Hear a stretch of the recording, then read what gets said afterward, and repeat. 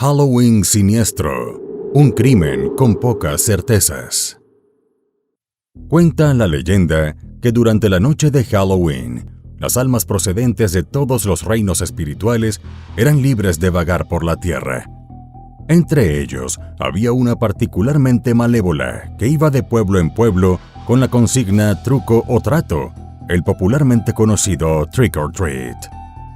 Lo mejor era pactar con este espíritu, sin importar el costo, antes de que usara sus poderes para hacer algún truco, para maldecir la casa o a sus habitantes, matar al ganado o generar cualquier peste que amenazara a la familia.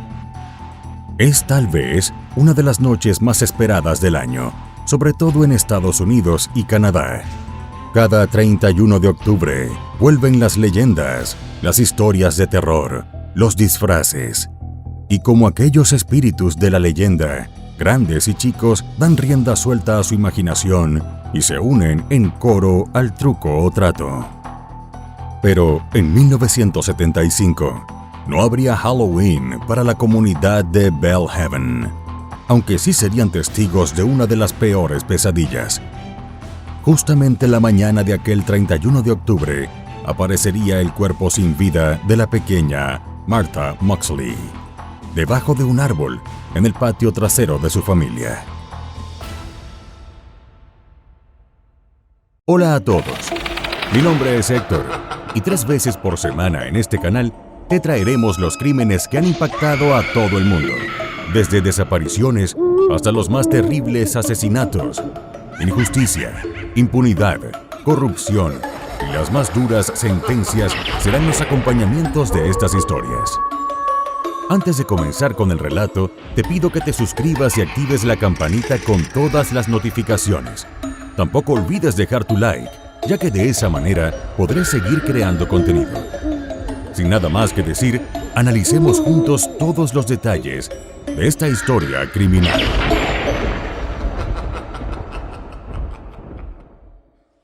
La noche de las travesuras. Bellhaven es un vecindario muy exclusivo dentro de una pequeña localidad llamada Greenwich, en Connecticut. Es la comunidad con más dinero dentro del pueblo más rico de los Estados Unidos. La familia Moxley tenía poco menos de un año de haberse mudado allí. David y Dorothy Moxley llegaron a Bellhaven en 1974 junto a sus hijos John y Martha. La pequeña Martha nació el 16 de agosto de 1960. Era una linda chica, buena estudiante y comenzó a hacerse muy popular en su escuela por su gran inteligencia. A pesar de tener poco tiempo en el nuevo vecindario, ya había logrado integrarse bien y hacer nuevos amigos. La noche antes de Halloween, Martha se unió a otros chicos del vecindario para participar en la Noche de las Travesuras, una suerte de preámbulo a la Noche de Brujas, en la que los pequeños del barrio tocaban campanas y hacían bromas como empapelar las casas. La última vez que fue vista con vida, Martha Moxley estaba al otro lado de su calle, disfrutando junto a otros chicos en la casa de la familia Skakel. Los Skakel habían vivido en la comunidad de Bellhaven por al menos 3 generaciones. En 1975 eran sin duda la familia más prominente del vecindario. Rushton Skakel era viudo y padre de 7 chicos. Durante los últimos años, luego de la muerte de su esposa, podría afirmarse que había perdido el control de sus hijos, quienes en repetidas ocasiones habían sido acusados de vandalismo y robos menores. Rushton se las arregló para recibir un trato preferencial por parte de la ley. Su compañía, una de las más importantes del país, asumió toda la nómina de la policía local. También invirtió en la compra de patrullas y equipos para los oficiales.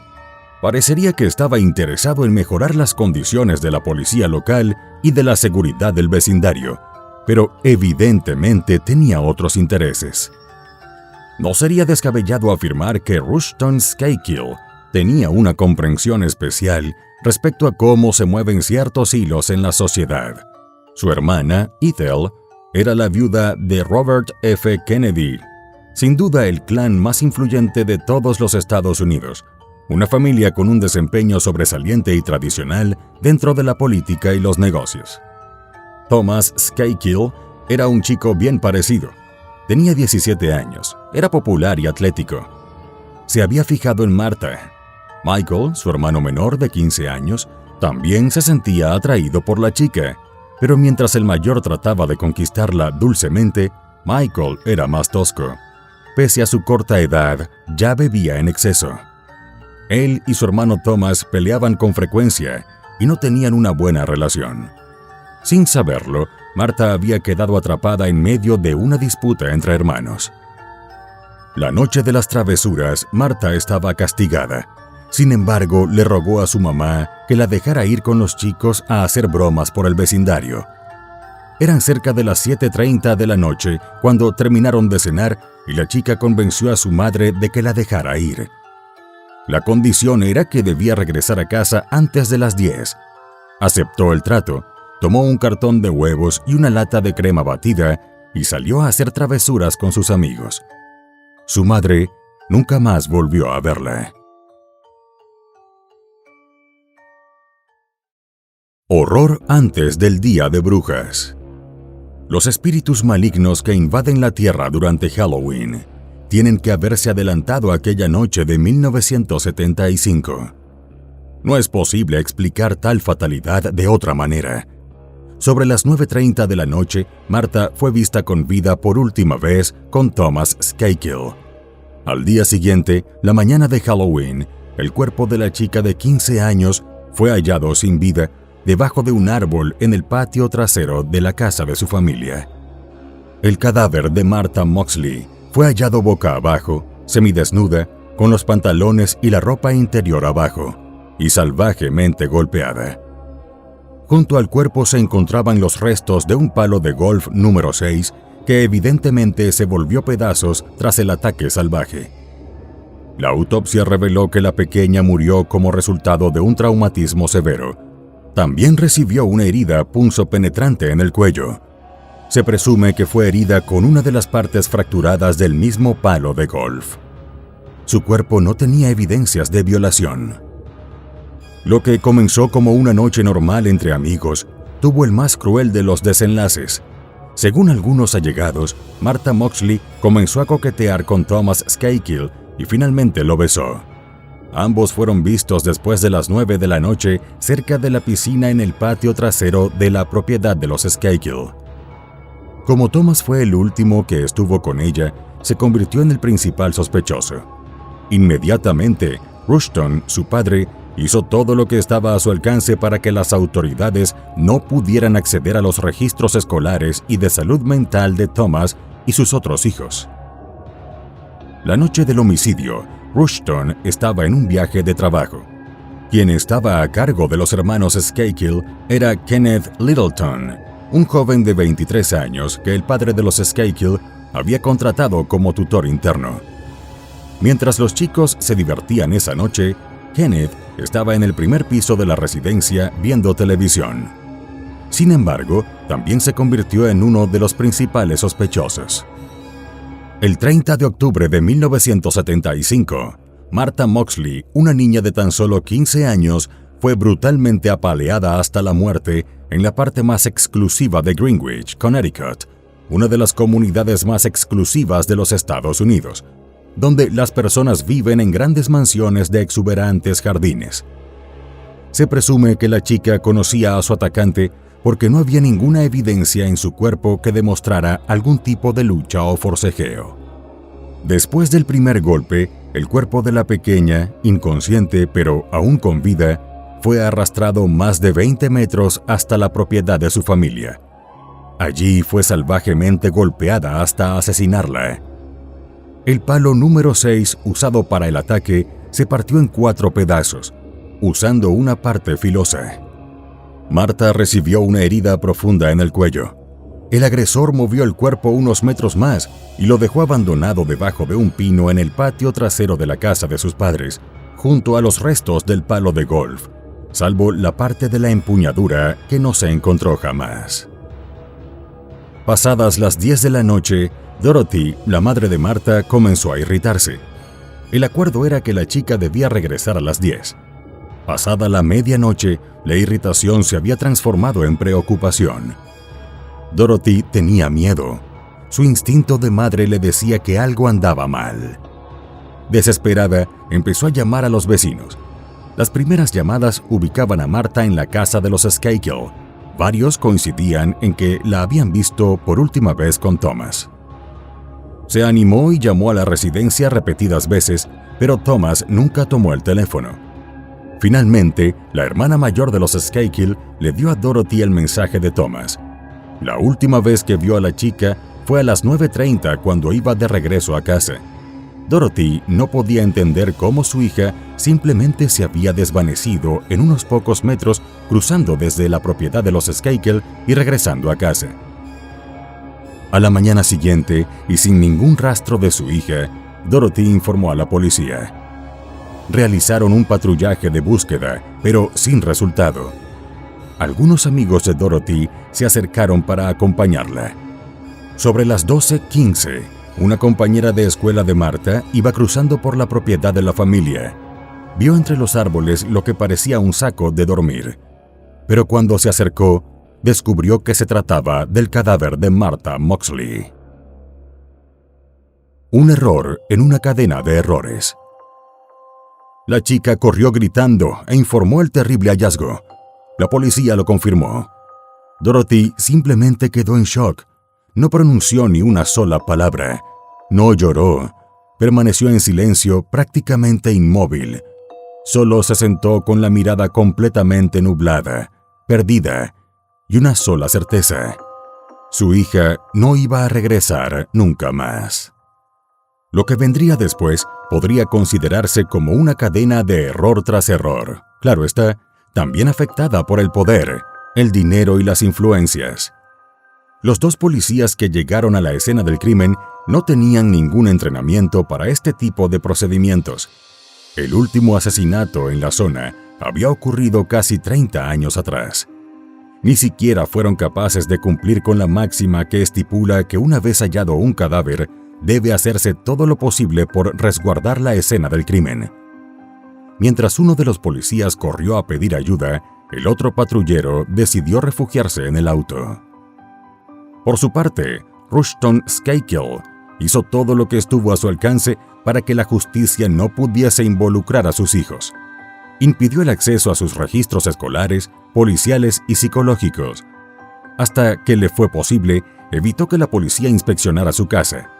Sin embargo, cuando lo hicieron, encontraron un juego de palos de golf, prácticamente intactos y completos, salvo porque faltaba el palo número 6. Aún así, no fue posible relacionar el arma homicida con alguno de los miembros de la familia.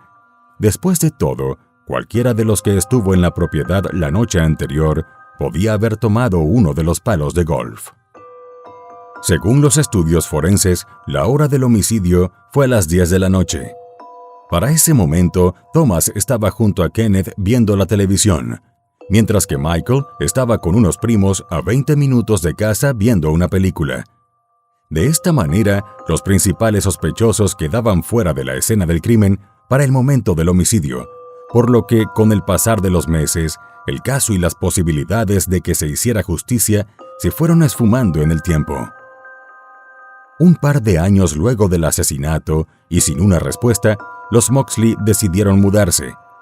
Sin duda, era terrible seguir allí con la sombra de todo lo ocurrido y sin ninguna respuesta.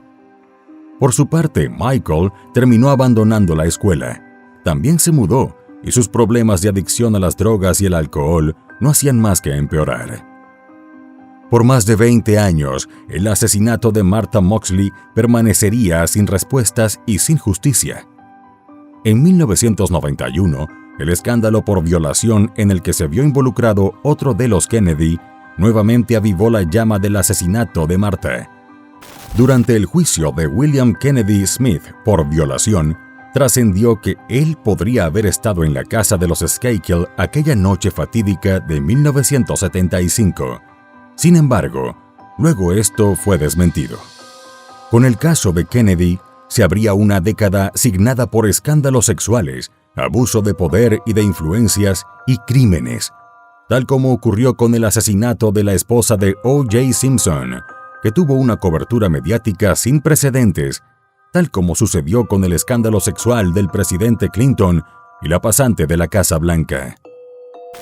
Justamente, un ex policía relacionado con la investigación sobre el caso de O.J. Simpson, de nombre Mark Foreman, sería quien llevaría la investigación del caso de Martha Moxley hasta sus últimas consecuencias. A mediados de los 90, el padre de los Skakel contrató los servicios de un investigador privado para tratar de aclarar todo lo sucedido con Martha. Es evidente que el empresario temía que sus hijos pudieran ser relacionados con el caso, en medio de todos los escándalos que se estaban suscitando y que traían a la opinión pública la referencia del homicidio de Martha Moxley. Dominic Dunne, padre de la actriz asesinada Dominic Dunne, también escritor de relatos sobre crímenes como Mark, se hizo del informe de 89 páginas que entregó el investigador a Rushton Skakel y lo compartió con su amigo Mark. Según el testimonio del propio ex policía, tiró todas las páginas en el piso de su departamento y una a una, agachado sobre sus rodillas, fue leyendo todo el contenido. Lo primero que llamó la atención de Mark fue que los hermanos Skakel habían cambiado sus coartadas. En 1975, Thomas afirmó que estuvo con Martha hasta las 9:30 de la noche, pero 20 años después afirmó que realmente estuvo con la chica hasta las 9:50 y que tuvieron un intercambio sexual. Por su parte, Michael, que afirmó antes que se había ido a la cama sobre las 11:20 de la noche, le confesaría al investigador contratado por su padre que salió de su casa antes de la medianoche. Fue hasta la casa de Martha, lanzó unas piedritas a la ventana para llamarla. Ella no salió, pero él decidió subir a un árbol cercano a la habitación de la chica y se masturbó. Luego bajó del árbol y se fue a casa a dormir. El informe de casi 90 páginas tenía detalles sobre los problemas en la escuela de los chicos Skakel, relatos en primera persona de varios testigos que estuvieron en la residencia de la familia aquella noche. Para el experto investigador, el cambio en las versiones de los chicos tenía que ver con las posibilidades que ofrecían las pruebas de ADN para ubicar a alguno de los Skakel en la escena del crimen. Los testimonios del intercambio sexual o el episodio de masturbación en el árbol perseguían el objetivo de explicar algún rastro de semen de los hermanos en el cuerpo de la víctima, suponiendo que se hiciese tal examen. Para Mark Foreman, como para otros tantos, la conclusión del caso era sencilla.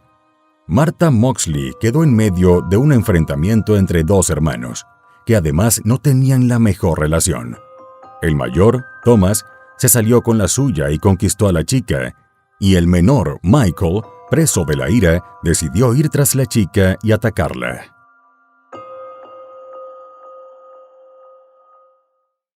La justicia puede tardar, pero siempre llega. En 1998, Foreman publicó el libro Murder in Greenwich, traducido al español como Asesinato en Greenwich. En él, acusó abiertamente a Michael Skakel del asesinato de Martha Moxley. También señaló numerosos errores cometidos durante la investigación policial. En junio del mismo año, se convocó a un gran jurado unipersonal, un recurso que no es nada frecuente para revisar las pruebas del caso. Después de una investigación de 18 meses, se decidió que había pruebas suficientes para acusar a Michael Skakel de asesinato. El 9 de enero de 2000, se emitió una orden de arresto contra un menor no identificado por el asesinato de Moxley. Skakel se rindió a las autoridades ese mismo día. Fue puesto en libertad poco después con una fianza de $500,000. El 14 de marzo, Skakel fue procesado por asesinato en un tribunal de menores, ya que tenía 15 años en el momento del asesinato de Moxley, pero el 31 de enero de 2001, un juez dictaminó que Skahill debería ser juzgado como adulto. El juicio de Skahill comenzó el 7 de mayo de 2002, 27 años después del homicidio de Martha Moxley. La coartada de Skahill, como en 1975, seguía siendo la misma. En el momento del asesinato estaba en la casa de sus primos. Durante el juicio, los abogados acusadores usaron un poderoso recurso audiovisual. Sacaron de contexto un testimonio de Michael referido al episodio de la violación, en donde él decía que esperaba que nadie lo hubiese visto aquella noche haciendo eso. Se refería a la masturbación en el árbol, pero los abogados colocaron esa parte del testimonio de Michael sobre fotos de Martha con filtros rojos. El impacto que este recurso tuvo en el jurado fue más que evidente. El 7 de junio de 2002, Skahill fue declarado culpable del asesinato de Moxley con una sentencia de 20 años a cadena perpetua. Fue asignado a la institución correccional Garner en Newton, Connecticut. En enero del año siguiente, otro miembro de la prominente familia Kennedy entraría en escena. En esta oportunidad fue Robert F. Kennedy Jr., quien escribió un controvertido artículo en The Atlantic Monthly, bajo el título de Un aborto involuntario de la justicia. En este artículo insistió en que la acusación de Michael Skahill fue provocada por unos medios enardecidos que llevaron a prisión a un hombre inocente. Kennedy argumentó que había más evidencia que sugería que Kenneth Littleton, el tutor residente de la familia Skahill, había matado a Moxley. También llamó a Dominic Dunn, la fuerza impulsora detrás de la acusación de Skahill. La vinculación a los Kennedy le dio mucha exposición pública al juicio, y casi siempre se referían a Michael Skahill como el miembro de los Kennedy que era un homicida. Una amistad de 12 pasos. Para aquel año terrible del homicidio, Michael Skahill y Robert F. Kennedy Jr. ni siquiera se conocían a pesar de ser primos. Se conocerían en 1983, 8 años después del asesinato de Martha Moxley. Ambos tenían severos problemas con el alcohol y las drogas, y coincidieron en un proceso de rehabilitación conocido popularmente como el programa de los 12 pasos. En palabras del propio Kennedy, durante ese tiempo se compenetraron mucho, y desde ese momento, Robert supo que Michael era inocente. Desde su condena en 2002, Michael siempre defendió su inocencia. Pidió reducción de la pena bajo el argumento de que debió ser juzgado como menor. Cambió en varias oportunidades de abogados. Incluso contrató a unos investigadores a tiempo completo para analizar todos los detalles de su caso. El 23 de octubre de 2013, luego de 11 años en la cárcel, el juez de Connecticut, Thomas A. Bishop, concedió a Skahill un nuevo juicio. Se dictaminó entonces que Michael Sherman no representó adecuadamente a Skahill cuando fue condenado en 2002.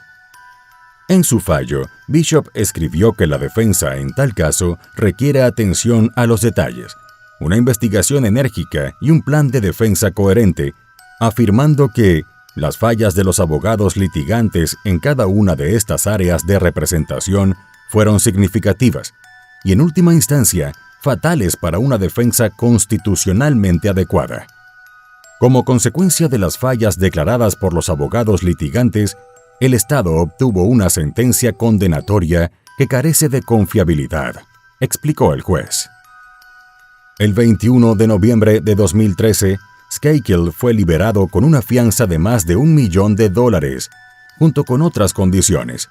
Iba a ser monitoreado con un dispositivo GPS. No podía tener contacto con la familia Moxley.